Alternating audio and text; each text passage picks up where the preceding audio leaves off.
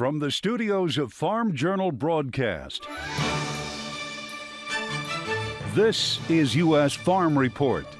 Welcome to U.S. Farm Report. This weekend, we're back in the studio. I'm Tyne Morgan, and here's what's in store over the next 60 minutes. Better yields? 0.4% increase in corn and beans, a little bit of a surprise. I think the bigger surprise was that they didn't lower export projections. USDA shows a yield bump in the latest report. We'll break down that report, plus get a yield check from the field. Could fertilizer shipments soon go off the rails? You add that threat with low river levels, and we no pun intended, could be on a perfect storm. Exploring the possibility of a rail strike. A grain bin rescue. We meet a farmer who's thankful to be alive.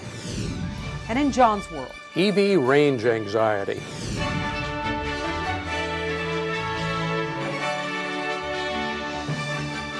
Now for the news, we begin with the latest supply and demand snapshot from USDA. The agency offering up some changes again to yields, raising the size of the corn crop.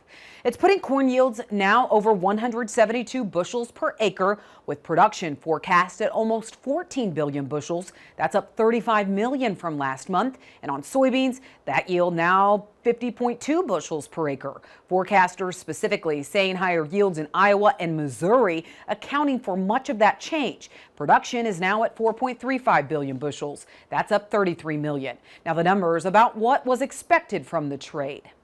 Corn ending stocks were raised slightly to 1.18 billion, but below trade expectations, with soybean ending stocks raised to 220 million, which was above estimates. Wheat stocks were lowered 5 million bushels to 571 million. That's the lowest level in 15 years. We'll take a deeper dive into the numbers coming up in our roundtable discussion. Well, President Biden is scheduled to meet Monday with China's President Xi Jinping, the two meeting on the sidelines of the Group of 20 summit in Bali, Indonesia. The face-to-face meeting coming amid increasingly strained U.S.-China relations. It will be the first in-person meeting between the leaders of the world's two biggest economies since Mr. Biden became president in January 2021. The White House, in announcing the meeting, said the two leaders would discuss, quote, deepening lines of communication, end quote. Another big story this week, the midterm elections, with the battle for control of Congress coming down to just a handful of critical races. The main states we're watching, Nevada, Arizona, and Georgia, where a tight contest between incumbent Democratic Senator Raphael Warnock and Republican Herschel Walker will go to a December runoff. Control of the House also remains uncertain. Key farm state lawmakers, including House Ag Chairman Democrat David Scott of Georgia and Ranking Member Republican G.T. Thompson of Pennsylvania, were easily reelected. Republican Senator John Boozman of Arkansas won re-election, and Virginia's Abigail Spanberger were among Democrats winning close races. While inflation is still a big issue, the latest consumer price index showed some prices are improving. The new CPI report shows Americans paid 7.7% more for items during the 12-month period that ended in October. That's a slight drop from 8.2% in September. Some economic officials say this shows inflation is moving in the right direction. Well, U.S. Ambassador to the United Nations, Linda Thomas-Greenfield, traveling this week to Ukraine, speaking directly with farmers there about the UN-brokered grain deal. The grain deal is due to expire this month, and there are fears Russia, which already suspended its participation in the deal once, will not agree to its renewal. But the two sides, along with UN officials, holding talks on Friday. The grain deal helping Ukraine export almost 14.3 million tons of grain so far this season. That's down more than 30% from the 20.6 million tons it exported last season. Ukraine has said it could harvest up to 52 million tons of grain this year, which is down from a record 86 million tons in 2021 because of the loss of land to Russian forces, as well as lower yields. Well, cargo concerns in the U.S. continue. While rains along the Mississippi River may help improve historically low water levels some, barge traffic is still being severely impacted. Researchers say the number of grain barges being unloaded in New Orleans from September and October were 20 to 30% lower than in recent years. You can see that represented on this chart here in blue. There were closures and restrictions on the river that reduced the number of barges that can be towed in a group and how much each barge can carry. Since the start of September, tonnage going through 3 locks was down more than 40%. Again, that is in blue, but experts say it appears to have picked back up early last month and then slowed down again when compared to the 3-year average. All right, it was a big news week, but we have a lot of weather to talk about too, tracking a rare November hurricane, but also a major cold front that could grip the country. We'll have a check of your weather next. U.S. Farm Report is brought to you by Pioneer. Looking for the next big yield breakthrough? Then look to Pioneer. By combining industry-leading R&D with rigorous local testing, what's next happens here at Pioneer.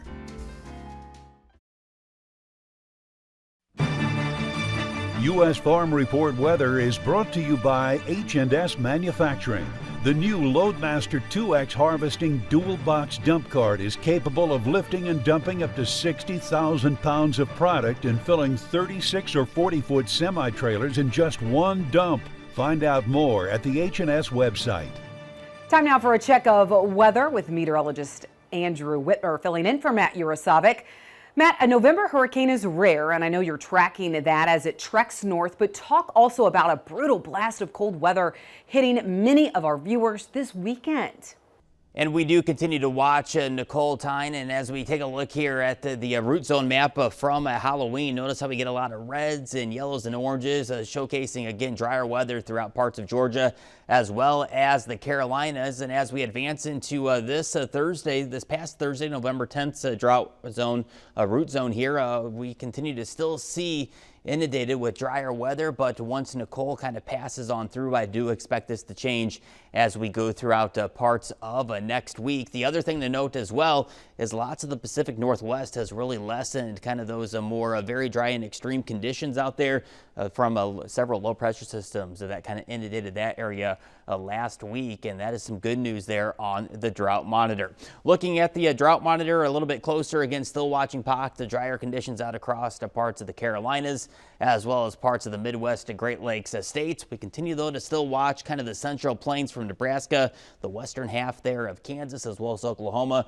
where we're in an extreme to an exceptional drought, and it doesn't look like we're going to get a lot of systems really to produce any significant changes to this here as we go throughout the mid-month here of November and going up to the Pacific Northwest as well. We're still dealing with some dry conditions, but again, a lot of improvement compared to where we were at 2 to 3 weeks ago across the parts of the Pacific Northwest. Let's walk you through the Monday forecast here for November 14th. We'll be watching an area of high pressure around the Great Lakes area that'll keep things quiet. Meanwhile, we'll watch another series of low pressure systems followed by a cold front that'll continue to march its way eastward, and that's going to keep with it kind of below average temperatures throughout much of the lower 48 here as we head on into a mid-month here of November. Here we are for Wednesday, November 16th. Big domes of high pressure out west. That's going to allow again, a very quiet pattern to kind of set up across much of the lower 48 here. And we'll be watching another cold front on the heels here of this upcoming weekend just ahead of that Thanksgiving holiday week. Let's take a look at the jet stream here as we go throughout this week. We'll be watching a few pieces here trying to work its way off of the polar vortex. We'll also tap into some of that polar jet stream energy as well, and that's going to keep the northern states well below average here, a good 10 to 20 degrees below average. And then as we head closer towards this weekend, we really don't get much relief here. If you want kind of some more milder weather, you're going to have to head all the way across the deep south and head all the way down into at least the southern half of Florida as well. Going through the jets, or at least the temperatures this week here, thanks to the jet stream dipping down, again, much below average temperatures expected across much of the lower 48. You only have to find a little sliver of Florida, the southern end there, for a little bit of above average temperatures. And then as we take a look at precipitation, again, not a lot of movement here west to east as we go throughout this week. Expect below average temperatures as well as below average precipitation throughout much of the country. Well, USDA bumping yields in its latest report, but how big of a surprise was it to the market? We have Mark Gold and Brian Splitt joining us next.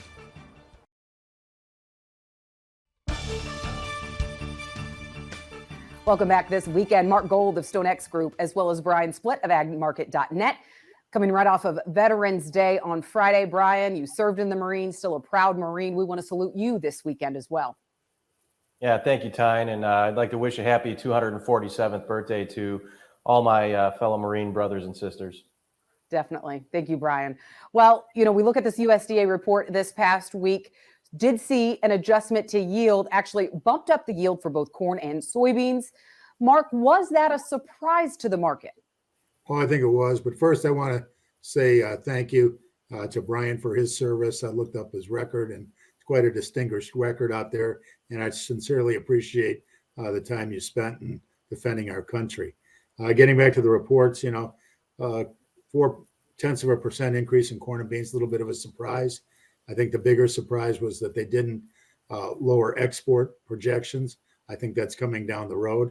But I didn't see anything friendly in these reports. I was surprised the beans acted as well as they did. But today, on Thursday, they gave back, quite a bit of it. Yeah, and when you look at the adjustment to yield, Brian, maybe a little bit of surprise to some of the market there, but does it change the balance sheet much when you add that yield back in?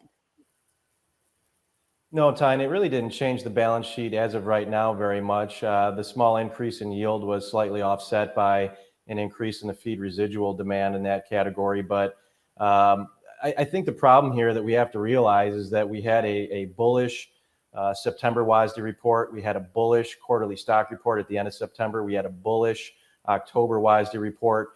And the market got tired. We really just couldn't get through $7 on the future side. And so I think you have to really wonder what else is there right now to get the market to push through there. So as we approach year end, the fund manager may decide to lighten up. They've been long corn for quite some time. They have not seen any new highs being made recently. And they may let this market come back down, retrace some of this rally that we had from the July low to the October high. The 635 area would be about halfway into that rally. You've got a gap at 631. So these are going to be some potential targets. And then we'll see what the fund manager wants to do as we approach the January final production numbers. But we're not going to get any new data from the USDA likely in the December WASDE report. So we've got what we're going to work with for now for about the next 2 months.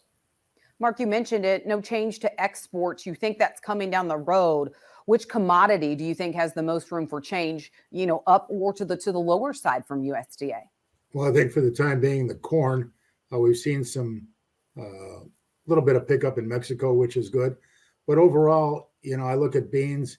We're losing our export window here almost daily. We can't get beans out through the Gulf. They're trying to get them out through Houston and Alabama. Some are moving west, going out to the Pacific Northwest. So, the beans are still pretty tight, but, on the carryouts, we went from a 200 carryout to a 220. It's a 10% increase. You look at the world stocks of 1.7 million metric tons. That's a fairly big increase. I believe this Brazilian crop is going to be a monster unless something really changes. Argentina's had some good rains. Funds are long 240,000 contracts of corn, 100,000 beans, 100,000 oil.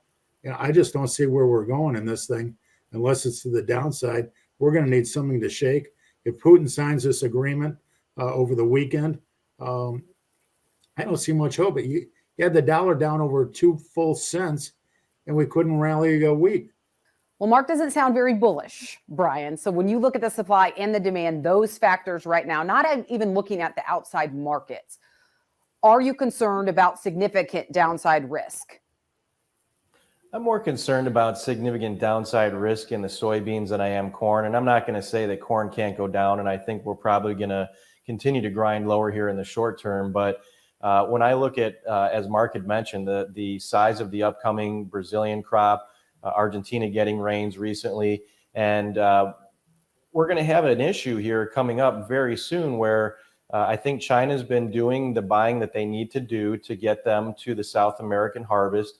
And once that crop is online, we may experience 2 quarters of no export sales for soybeans once the Brazilians have that crop available. We have a lot more to talk about with Mark and Brian, so stay with us. U.S. Farm Report is sponsored by the National Pork Board.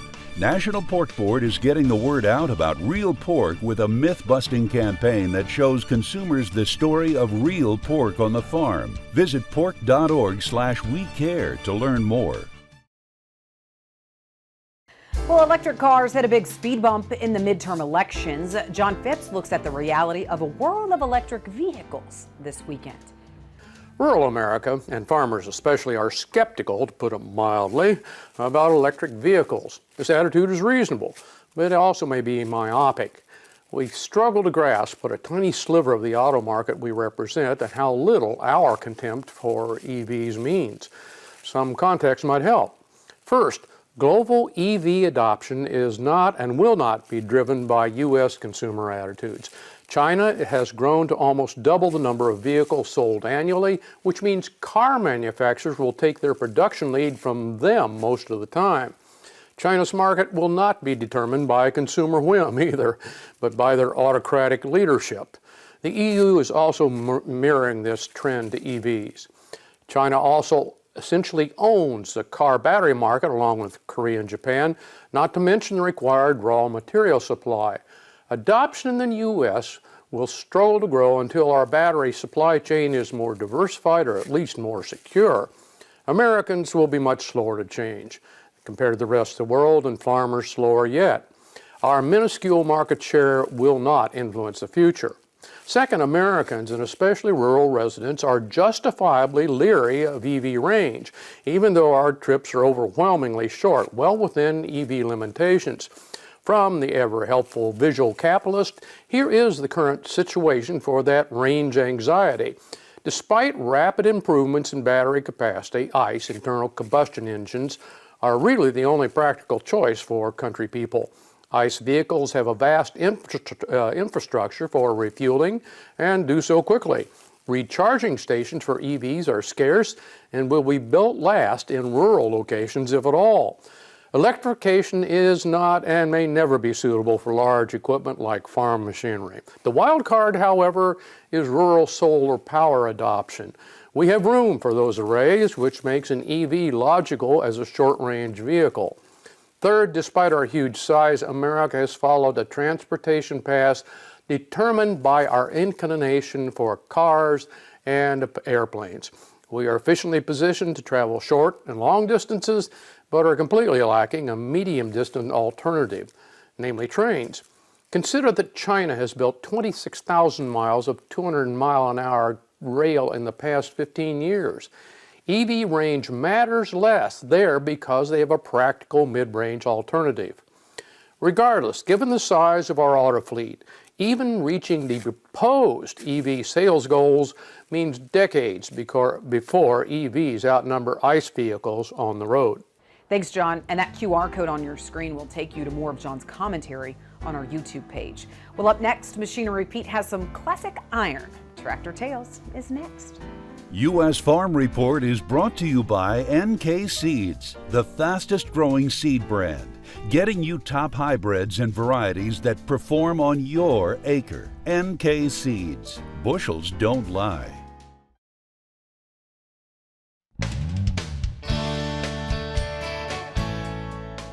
The NRCS Conservation Stewardship Program cost shares more than 150 practices on farms and ranches. Visit your local service center or farmers.gov today. Hey, welcome back to Tractor Tales, folks. This week we're going to head to Kansas for a special reunion with a 1955 Case 400. This is a 400 case, 1955, 400 case diesel. My dad bought it brand new from Joe Henning Implement in Lawrence, Kansas. All my life, whenever I saw a 400 diesel, I would check the serial number on it to see if it was Dad's. And then I found this one on auction, and it was Dad's. 806 8888, which is all eights. It's easy to remember, so yeah, it means a lot to me. Of all the places it could have went or got scrapped or anything, yeah. I don't know how many owners it had, but the last owner I got it from had used it for mowing and had it probably for 30 years. Now, he had it longer than we had it. Dad bought it in '55 and he traded it off in '60. I was 5 years old and it came out, Elmer Joe Hanning brought it out on a truck and unloaded it and he left, and Dad said, "You want to go on a tractor ride?" to Mom and I, and we said, "Yeah." So we went out here and went down the corner and back, and there was snow on the ground. But I remember it, and that's kind of the thing with the fenders on it. The fenders have been welded up. It needs new fenders, but I hate to put them on there. That was the fenders I always hung on to when I was riding around with Dad on the tractor. So it's probably my biggest tractor find, getting the actual tractor back. To actually get it back is pretty amazing, really. Thanks, Greg. Well, when we come back, what's the likelihood we could see labor negotiations go off the rails and a strike in just a week along the railways in the U.S.? We're navigating the uncertain terrain from rail to water next. U.S. Farm Report is produced and distributed by Farm Journal Broadcast.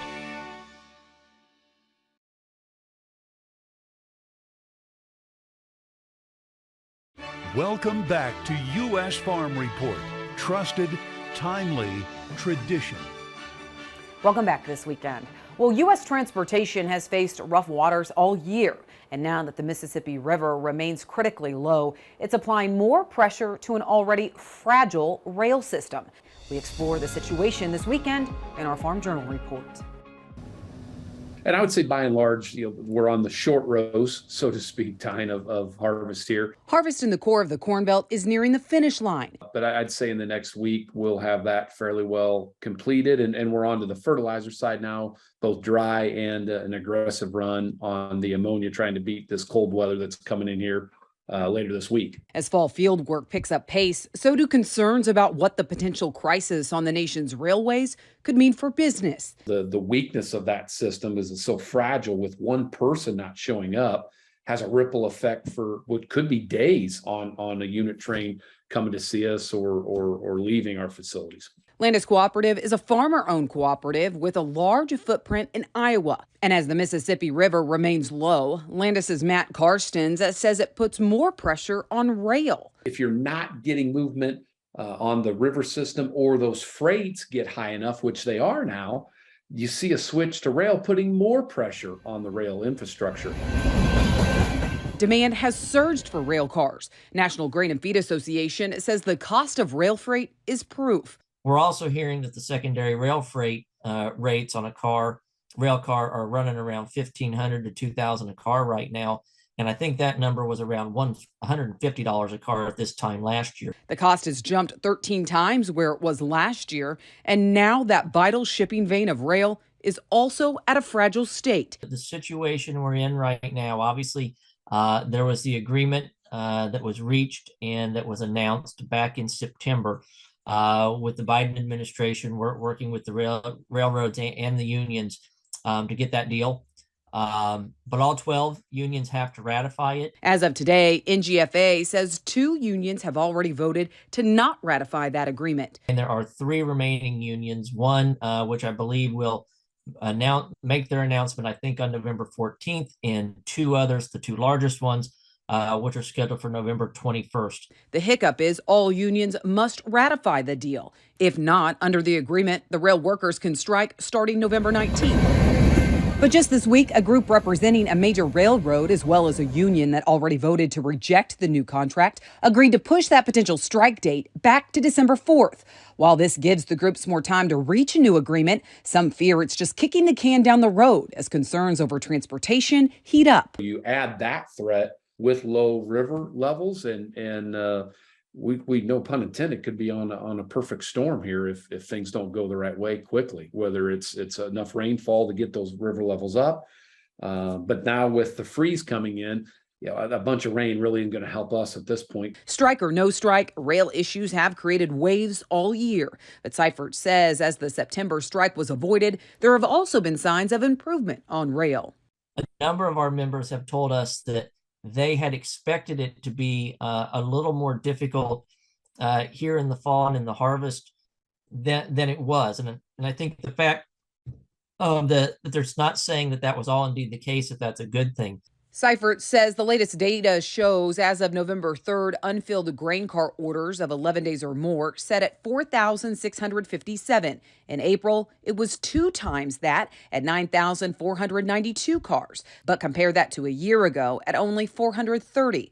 another sign of just how strained rail has been this year. I think the concern would be that, no pun intended, that could throw things off the rails. I think the concern is that we're making progress, and we have been going in the right direction, even though we do still have some challenges. Seifert says shutting down rail for even a few days would provide shocks to the system, and there's questions of just how long it would take that system to recover, something Landis is also watching. I fear, the freeze coming on the river system, still low levels, more pressure on rail, the strike on rail kind of looming over our heads still. There's a lot that creates some angst if you're in the agribusiness world or a farmer in particular. There's a lot of pressure on this that's got to get resolved. Well, what could the possible rail strike mean for historically strong basis across the country? Mark Gold and Brian Splitt answer that question next. U.S. Farm Report is brought to you by Pioneer. Pioneer combines leading-edge R&D with rigorous local testing to create seed innovations proven to thrive in your fields. Pioneer, what's next happens here.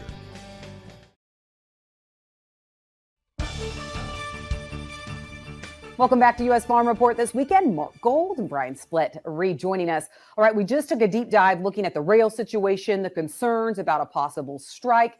The rail situation wasn't as bad as what some had feared this harvest. We did kick the can down the road when it comes to that strike. But when you look at bases, if we do end up seeing rail workers strike, Mark, what could we see happen to basis this time of year? Well, I believe that there's going to be a lot of grain out here. I believe farmers are going to have to move a lot of grain. The rail strike won't help it. Farmers have been asking me for the last 2-3 weeks, what do we do with grain in the bin, corn and beans? And I just ask them, what's your basis? And when they tell me it's 75 to $1.25 over on corn and 50 to 75 cents over on beans, I have no idea why they're storing grain. It doesn't pay to carry it. It's the fear of missing out, FOMO, that's keeping guys from selling grain. Can the basis go higher? I suppose it can, but I don't see it going a whole lot higher no matter what happens. And if some of these things do hit the market, like Brian said, this basis can fall apart in a hurry. And the problem is, once this thing starts to roll, it's going to move faster than the American farmer is going to move on it. So, I implore these guys out here, if you've got grain in the bin, sell it, re-own it with a call option. If for some reason you're still hesitant to sell it, particularly on new crop, you need to have some puts underneath, because this thing could get ugly. Again, I never predict prices. I look at risk. And to me, the risk is certainly out there. Yeah, and you look at that risk, but at the same time, you can't ignore the fact, Brian, that we do have a grain deficit in the West. I mean, you look at the poor yields, you look at those cattle producers right now that are going anywhere they can to get grain, paying way over the board to get that feed. So is that something that does provide a floor under this market as well, though? Well, that's going to be a cash market issue, and the market's going to have to find a way to get grain from where it is to where it needs to be. But I don't think that means that the board price can't go down. And in the big picture right now, you've got a lot of things, and Mark had mentioned this, you've got very strong basis. You have producers that are putting grain in the bin, hoping it gets stronger, and maybe it will in the short term. December is typically a period of time where you see a good peak in basis. But as we look ahead, we have to remember that, the idea of rationing demand, a lot of people will look at the futures market and say, oh, well, we had futures hit 750 for corn and we couldn't get through 7. So are we really rationing demand? But it's the cash market that's rationing that demand. It's the futures plus what the basis is doing. And so I think we've got some issues here where as we go into the end of the year, the beginning of 2023, we'll see if yesterday the USDA started a trend of these crops getting bigger. Do they get bigger again in January? And will we see that export demand come back down? And I think Mark is correct about that. You look at corn for export, we're going to have to see Mexico step up. They did a little bit of buying before the September WASDE report. They did a little bit of buying before the quarterly report. They did a little bit of buying before this November WASDE report. But this is the time of year where Mexico will typically purchase 1.5 million, 2 million tons. And now they're talking about not buying GMO corn for 2023, and that's going to be a problem. When you look at the CPI mark, that data that came out this week, a little bit better than what some had expected. We've been talking about recession, we've been talking about inflation, but considering that CPI wasn't as bad as some had expected, is that a plus for the commodity markets as we look in these months ahead? You know, honestly, I don't see it. The stock market on Thursday really at 1,000 points on the CPI. It's still not good. We're still looking at higher interest rates next month, maybe again after the first of the year. I think they want to get the interest rates somewhere between 5 and 5.5%. So, you know, we've had these rallies before, and generally they've been fairly good sales up here.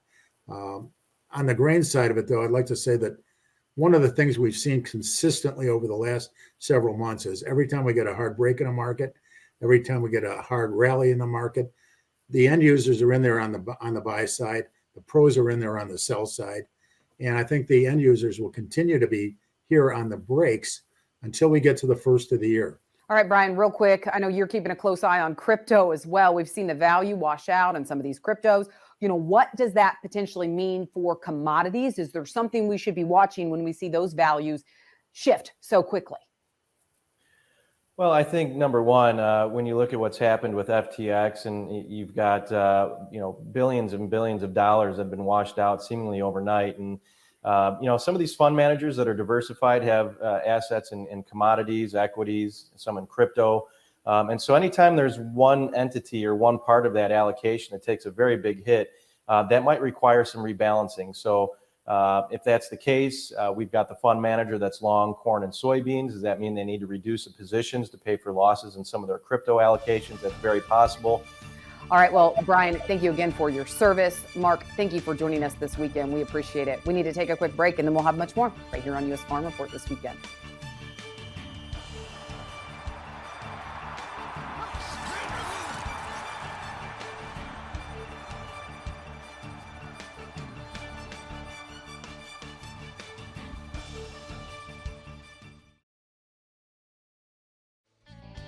U.S. Farm Report is sponsored by the National Pork Board.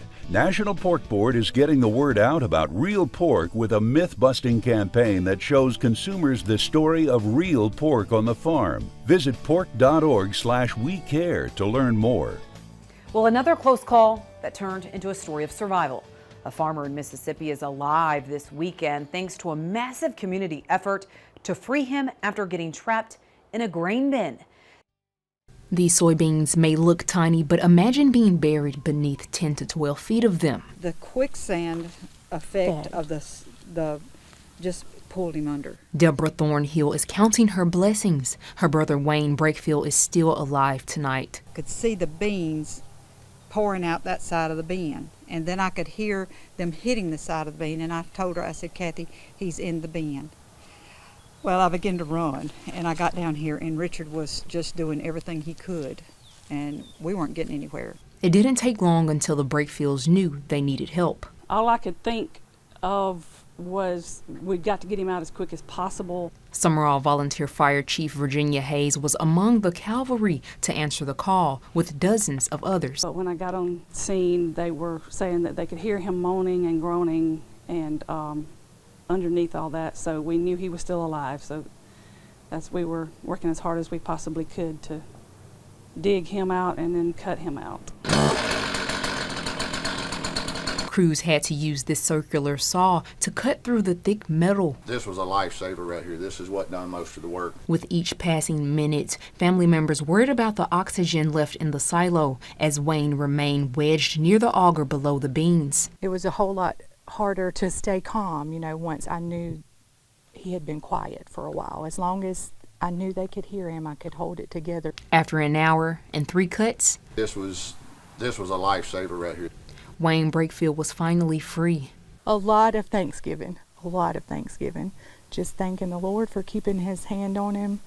Thankful for the support that we received and his watch and protection over not just Daddy, but those people as well. It's a rescue Chief Hayes and her volunteers will never forget. There's still a long road ahead for Wayne and his family. He'll likely lose a few toes and is still in the hospital, but loved ones are just thankful he's still here. In Summerall, Tia McKenzie, WDAM 7 on your side. Wow, he has a lot to be thankful for this year. Thanks so much, Tia.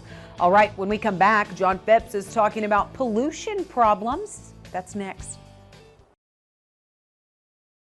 Well, the U.S. continues to look at climate solutions, but can the same be said for overseas? John Phipps looks at the pollution problem in customer support this week. Sometimes my emails almost answer each other. This one from John Cox in Bronson, Iowa.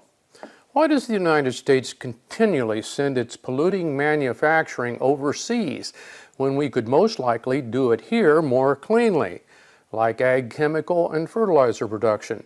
Is it an out of sight, out of mind thing? John, our domestic mining, refining, and processing capacity was gradually replaced over the years by foreign sources, and you're correct when you described it in your email as exporting pollution.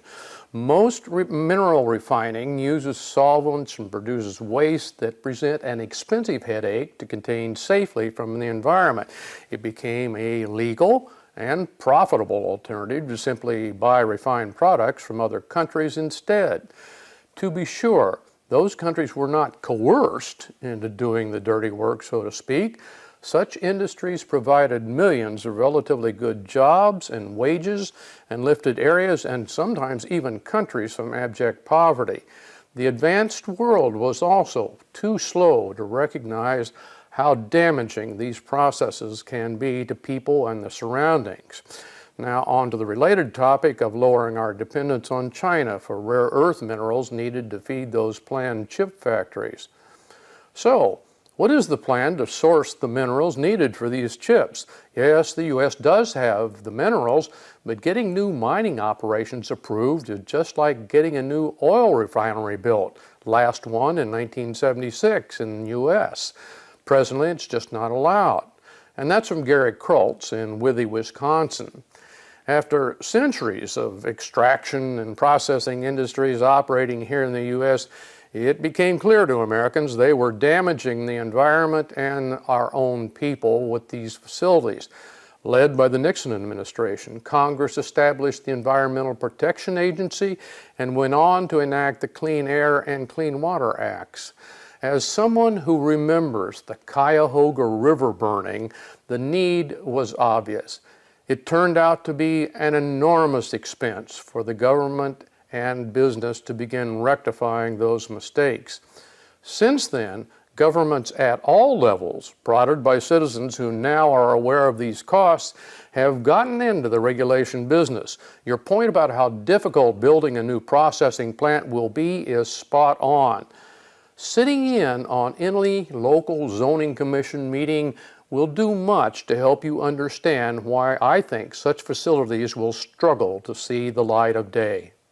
Thank you, John. When we come back, USDA bumped yields in the latest report, but how is harvest in Illinois? We're on the road for I-80 Harvest Update with Michelle Rook next. Closed captioning on U.S. Farm Report is brought to you by BASF. BASF, helping you to do the biggest job on earth.